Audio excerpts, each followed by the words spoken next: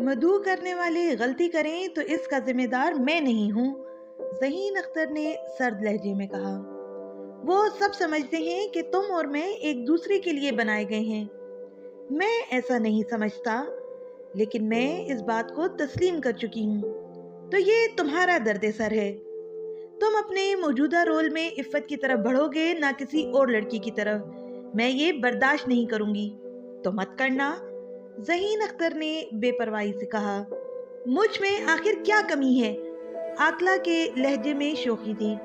कमी नहीं, ज्यादती है मिस कमरन निजाम सक्का, ज़हीन अख्तर ने काटदार लहजे में कहा। तुम फ्रॉड हो। तो क्या हुआ? आकला मुस्कुरा रही थी, मुस्कुराती रही। उसके चेहरे का तासुर जरा नहीं बदला था। तुम्हारी दौलत मेरा पर्दा रख लेगी। हाँ, ये हो सकता था, ज़हीन अख्तर ने बेहद वक़ार से कहा। मसला ये है कि मुझे फ्रॉड सख्त नापसंद है। आकला बदस्तूर मुस्कुराती रही। तब तो मजबूरी है मिस्टर अल्लाहदिता पीरू धोबी। ज़हीन अख्तर का चेहरा फक हो गया, जैसे जिस्म से किसी ने तमाम खून निचोड़ लिया हो। उसने चोरों की तरह इधर उधर देखा, लेकिन करीब में कोई मौजूद नहीं था। मसला ये है कि मुझे फ्रॉड लोग बहुत अच्छे लगते हैं, शायद इसलिए कि मैं खुद फ्रॉड हूँ, आकला ने कहा।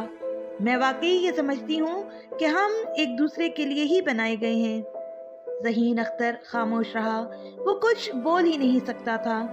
तुम यकीनन ज़हीन आदमी हो, लेकिन हद से बढ़ी हुई खुद एतमादी जहानत को खा जाती है, आकला ने कहा। तुम मेरा पीछा करते हुए जैकब लाइन में मेरे घर तक आए। तुम्हें ये ख्याल क्यों नहीं आया कि तुम भी वहीं रहते हो? तो मैंने भी तुम्हें कभी ना कभी देखा होगा। तुमने मुझे देखा था?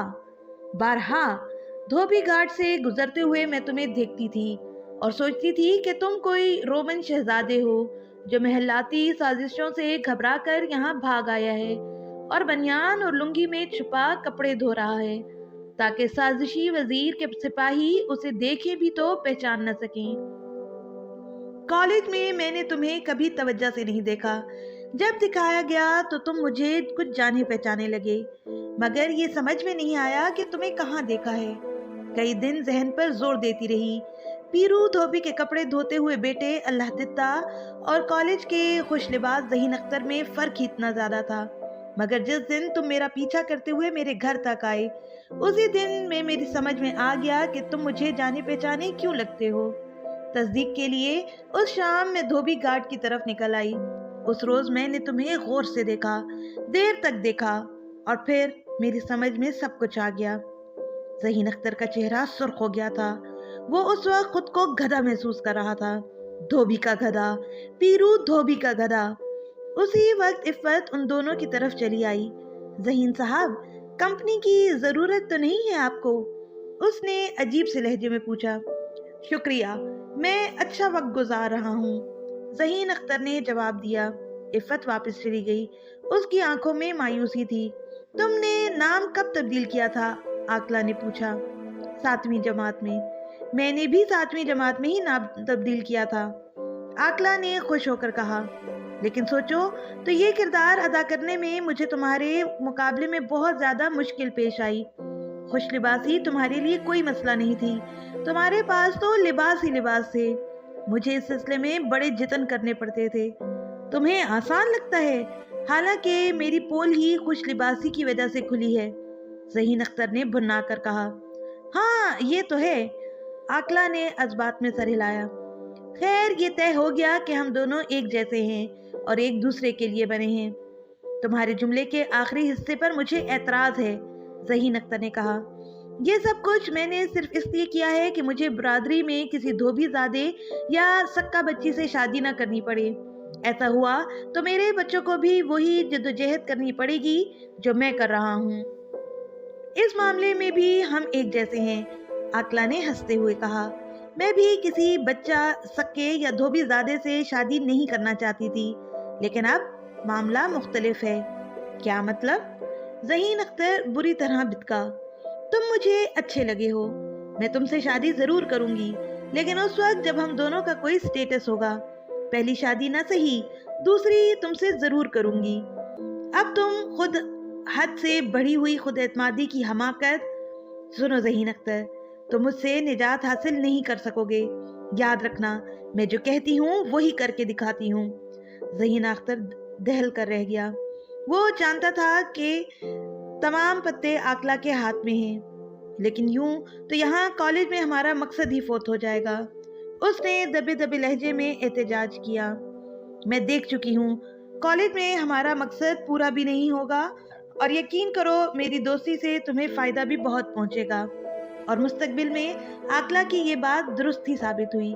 ज़हीन अख्तर को पहली मुलाजमत आकला ही की वजह से मिली थी। वो बीए फाइनल का इम्तिहान दे चुके थे, नतीजे का इंतज़ार था। एक दिन आकला धोबी घाट के सामने से गुजरी। वो परेशान दिखाई दे रही थी। उसने ज़हीन अख्तर को अपने पीछे आने का इशारा किया। ज़हीन अख्तर उसके पीछे चल दिया। अपने इलाके से निकलने तक वो यूं ही अलग अलग चलते रहे। फिर ज़हीन अख्तर ने कदम तेज किए और उसके बराबर पहुंच गया। क्या बात है, खैरियत तो है? उसने आकला से पूछा। इतनी घबराई हुई क्यों हो? बात ही ऐसी है, अब्बा ने मेरी शादी तय कर दी है, आकला ने कहा। अब वो दोनों कदम मिलाकर चल रहे थे। चलो शुक्र है, धोबी ज़्यादा से तो बच गई तुम, ज़हीन अख्तर ने मुस्कुराते हुए कहा। मजाक की बात नहीं, आकला ने तुर्शी से कहा। अब मुझे अपना घर छोड़ना पड़ेगा। इसकी क्या जरूरत है? तुम उस रिश्ते से इनकार कर दो, पढ़ी लिखी लड़की हो आखिर। तुम जानते हो हमारे यहाँ वालिदैन लड़की के मुंह से इनकार नहीं सुनते, आकला ने कहा। वैसे भी घर तो मुझे छोड़ना ही था, यहाँ रहकर तो मुझे कुछ मिलने से रहा। तो फिर क्या करोगी? जाओगी कहाँ? ज़हीन अख्तर संजीदा हो गया। अभी वक्त है मेरे पास। सबसे पहले तो मुलाजमत की कोशिश करूंगी। मुलाजमत? ज़हीन अख्तर ने सर झटका। मैं अब तक 47 दरख्वास्तें पोस्ट कर चुका हूँ, इंटरव्यू कॉल एक की भी नहीं आई। मुझे मुलाजमत मिल ही जाएगी। मैंने तो अब तक कोशिश ही नहीं की थी, रिजल्ट का इंतजार कर रही थी, आकला ने बेहद यकीन से कहा। मगर अब ये जरूरी हो गया, और मैंने तुमसे कहा था ना कि तुम्हें मुझसे फायदा पहुंचेगा। अब वो वक्त भी आ गया है। मैं तुम्हें भी मुलाजमत दिलवाऊंगी। मगर करना क्या होगा? ज़हीन अख्तर के लहजे में उलझन थी। अखबार तो तुम रोज खरीदते हो, आकला ने पूछा। ज़हीन ने अज़बात में सर हिला दिया। तो वो बोली, हम हर रोज सुबह 10 बजे सदर में कैफे जहां में मिलेंगे। तुम अखबार लाया करना, दरख्वास्तें लिखेंगे और भेजा करेंगे। चाय मेरे जिम्मे होगी, उसकी फिक्र न करना। इस प्रोग्राम पर अमल हुआ, लेकिन ये सिलसिला ज्यादा देर नहीं चला। 8वें दिन पहली इंटरव्यू कॉल आ गई। दोनों की नहीं, सिर्फ आकला की। ज़हीन अख्तर का मुंह लटक गया। ये मुंह क्यों लटका लिया तुमने? आकला ने हंसते हुए कहा। अब तुम देखना कि मैं कैसा साथ निभाती हूँ। मुलाजमत पर हम दोनों साथ ही जाएंगे। नहीं, ऐसी तो कोई बात नहीं। इंटरव्यू वाले दिन तुम भी मेरे साथ चलोगे, आकला ने कहा और इसे पूरी बात समझा दी। बुरा ना मानना, अपना काम निकालने के लिए दुनिया में बहुत कुछ करना पड़ता है। ज़हीन अख्तर ये बात पहले ही से जानता था। बुरा मानने का कोई सवाल ही नहीं था। इंटरव्यू वाले दिन दोनों साथ गए।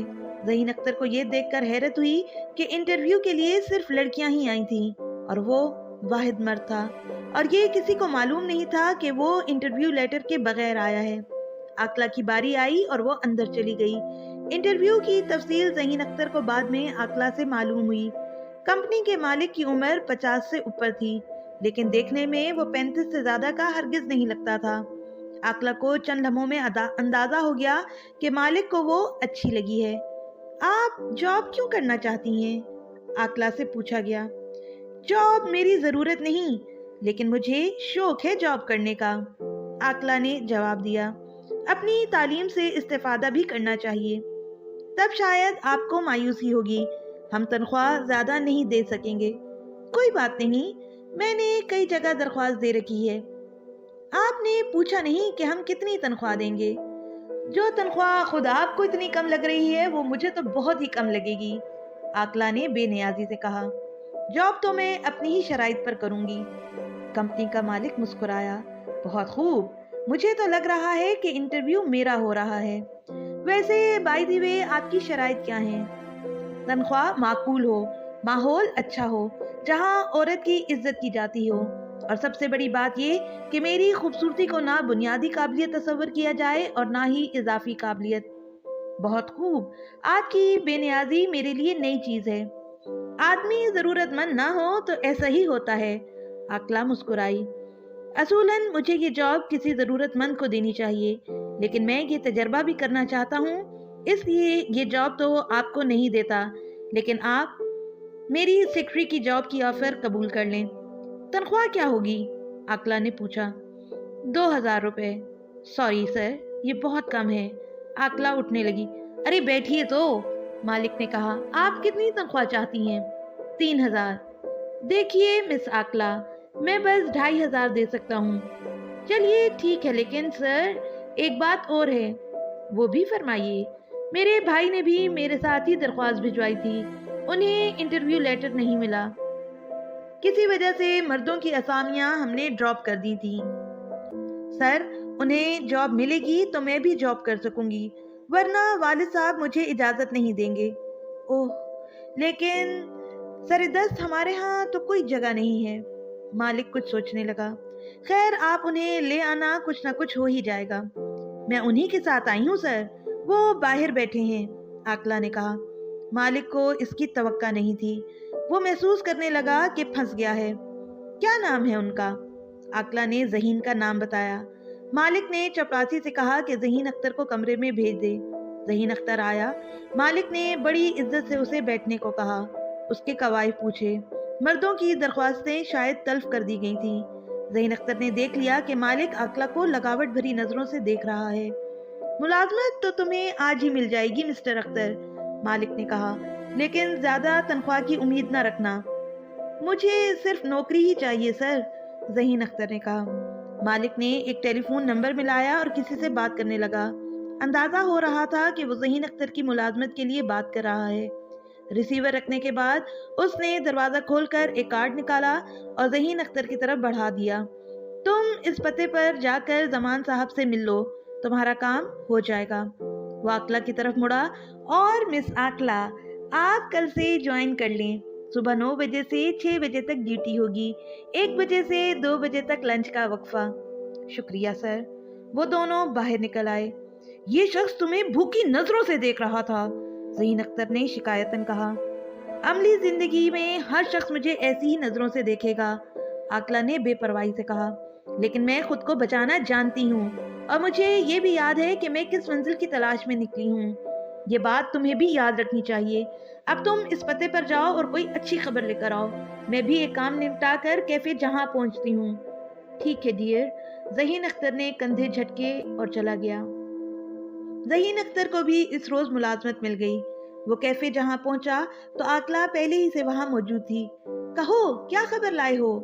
मुलाजमत मिल गई, तनख्वाह 900 रुपए माहवार है, ज़हीन अख्तर ने हकारत से कहा। कोई बात नहीं, मेरी तनख्वाह ज्यादा है, 500 रुपए तुम्हें मैं दे दिया करूंगी। और रिहाइश का क्या करोगी? आर्जी बंदोबस्त तो कर लिया है YWCA में, वो आकला ने बताया। थोड़े ही दिन में कोई अपना ठिकाना भी हो जाएगा, तुम्हारा कोई मसला नहीं। तुम तो अभी अपने घर में भी रह सकते हो, हालात बेहतर हो जाएं तो कुछ और सोचना। सच पूछो तो मैं अब 1 मिनट भी अपने घर में नहीं रहना चाहता, लेकिन फिल वक्त ये जरूरी है, हम दोनों को एक साथ घर नहीं छोड़ना है। यूं जिंदगी का एक नया दौर शुरू हुआ। वो दोनों ही इसमें बामुसम्मा साबित हुए। आकला गिरदोपेश के भेड़िया नुमा इंसानों से खुद को बचाकर अपनी अक्लमंदी का सबूत देती रही, और ज़हीन अख्तर की खूबी ये थी कि वो किसी काम से इनकार नहीं करता था। ये बात नहीं कि वो मेहनती था, बस वो हर काम सीख लेना चाहता था। वो जहाँ काम करता था, दफ्तर के हर काम पर दस्तरस हासिल करने की कोशिश करता। यूं वो हर फन मौला बन जाता। लेकिन दुश्वारी ये थी कि वो अपनी जहानत और तेजी और तरारी को छुपा कर रखने की कोशिश नहीं करता था, बल्कि उसका भरपूर इजहार करता था। यही वजह थी कि वो किसी दफ्तर में ज्यादा देर तक नहीं टिक पाता था। फिर भी उसे यकीन था कि जल्द ही उसे कोई लंबा हाथ मारने का मौका मिल ही जाएगा। 1 साल गुजर गया। इस दौरान आकला ने अपने लिए छोटे से एक फ्लैट का बंदोबस्त कर लिया था।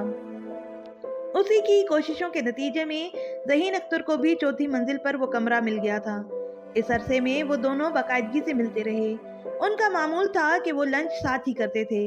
اس کے علاوہ شام کو کبھی کبھار وہ فلم دیکھنے چلے جاتے تھے یا کسی تفریحی مقام کا رخ کرتے تھے۔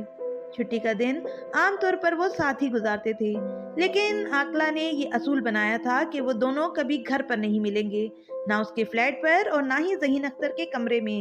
ہمیں عزت سے رہنا چاہیے، وہ ہمیشہ کہتی تھی۔ لوگوں پر اچھے کردار کا تاثر چھوڑنا چاہیے، تبھی تحفظ مل سکتا ہے۔ ویسے بھی عزت مجھے بہت پیاری ہے۔ ایک دن وہ لنچ پر ملے تو عاقلہ نے دھماکہ کر دیا، میں نے ملازمت چھوڑ دی ہے۔ ذہین اختر کے تو ہوش ہی اڑ گئے۔ اس کی اپنی چوتھی ملازمت چل رہی تھی اور وہ جانتا تھا کہ عاقلہ کی مالی مدد کے بغیر اس کا گزارا نہیں ہو سکتا۔ ویسے نوکری کے معاملے میں وہ تھا تو بہت ہی خوش قسمت۔ ایک ملازمت ختم ہوتی تو فوراً ہی دوسری مل جاتی۔ اب اسے آثار نظر آ رہے تھے کہ چوتھی ملازمت سے بھی چھٹی ہونے والی ہے۔ کیوں؟ تمہارے باس نے دست درازی کی کیا تمہارے ساتھ؟ اس نے تشویش سے پوچھا۔ ایسی کوششیں تو وہ بہت کر چکا ہے، مگر میں ناکام بنا دیتی ہوں، عاقلہ نے کہا۔ ملازمت میں نے خود چھوڑی ہے۔ لیکن کیوں؟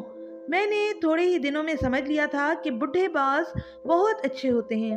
جوان یا ادھیڑ عمر باس صرف وقت گزاری چاہتے ہیں، جبکہ بڈھا باس فوراً ہی مستقبل وابستگی کے چکر میں پڑ جاتا ہے اور وہ دست درازی نہیں کرتا، پروپوز کرتا ہے۔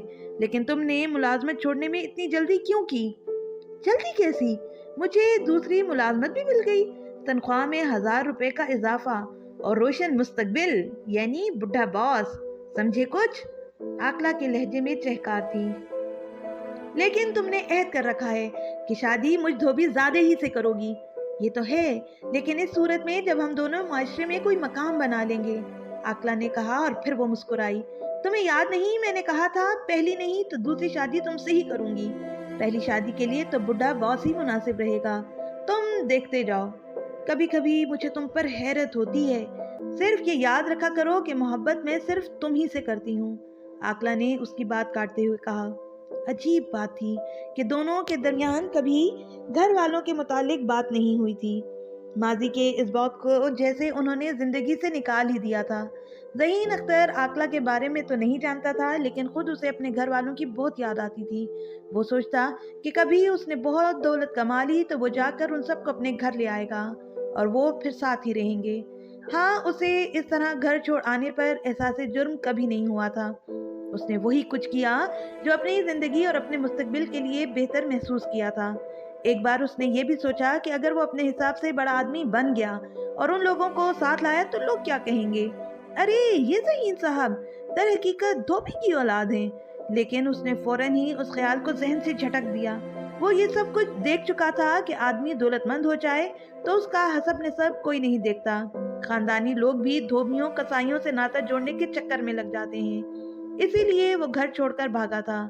غربت میں تو خاندانی آدمی کو بھی دھوبی سے بدتر ہی سمجھا جاتا ہے۔ دروازے پر ہونے والی دستک نے اسے چونکا دیا۔ یہ احساس اسے بعد میں ہوا کہ دستک برابر والے دروازے پر ہو رہی تھی۔ کچھ بھی ہو، اسے اس دستک سے بہت بڑا نقصان پہنچا، گویا بلاؤں کا صندوق کھل گیا۔ اس کے ذہن پر احساس و ادراک کے دروازے کھل گئے، یادوں کا تسلسل ٹوٹنا غصب ہو گیا تھا۔ پہلا احساس تو بھوک کا ہوا، وہ کوئی بلا تھی جو اپنے نوکیلے پنجوں سے اس کا کلیجہ کھرچ رہی تھی۔ پھر اسے گرمی کا احساس ہوا، اس کا پورا جسم پسینے میں بھیگ گیا۔ واپس آنے کے بعد اس نے کھڑکیاں نہیں کھولی تھی۔ وہ کھڑکی کھولنے کے لیے اٹھا تو چکر آ گیا، بہت شدید نقاہت تھی۔ وہ لڑکھڑاتے قدموں سے کھڑکی کی طرف بڑھا اور کھڑکی کھول دی۔ کھڑکی کھلتے ہی تازہ ہوا کے جھونکے آئے اور چکروں کا احساس اور بڑھ گیا۔ پھر اسے احساس ہوا کہ شام ہو گئی ہے، وقت گزرنے کا پتہ ہی نہیں چلا تھا۔ وہ پھر پلنگ پر آ بیٹھا۔ اس نے یادوں کا سلسلہ جوڑنے کی کوشش کی، لیکن بھوک ایسے کہاں ٹہلتی ہے، پھر بھوک بھی ایسی شدید کہ پیٹ میں اینٹھن ہو رہی تھی۔ ایسے میں آدمی کھانے کے سوا کچھ نہیں سوچتا۔ کھانے کے بارے میں اس نے سوچنا شروع کیا تو مایوسی نے دماغ شل کر دیا۔ کھانا ملنے کا کوئی امکان نہ تھا۔ تو کیا وہ بھوک سے مر جائے گا؟ یہ سوال بے حد خوفناک تھا۔ وہ شل دماغ لیے بیٹھا سوچتا رہا۔ کمرے میں اندھیرا ہو گیا۔ اس نے کھڑکی کی طرف دیکھا، باہر برقی روشنی کی جگمگاہٹ تھی۔ اس کے پیٹ کی اینٹھن اب اذیت ناک ہو گئی تھی۔ اس نے گھڑی میں وقت دیکھا، 7 بجنے والے تھے، گویا اسے کھانا کھائے 30 گھنٹے ہو چکے تھے۔ बल्कि इन 30 घंटों में उसे चाय की एक प्याली के सिवा कुछ न मिला था। भूख, ऐसी भूख, और फिर अंधेरा। उसका दिल घबराने लगा। वो उठकर कमरे में रोशनी कर सकता था, लेकिन एक तो नकाहत ऐसी थी कि उसमें उठने की हिम्मत ही नहीं थी। दूसरे, रोशनी की इतनी अहमियत भी नहीं थी। रोशनी से आदमी का पेट तो नहीं भर सकता ना।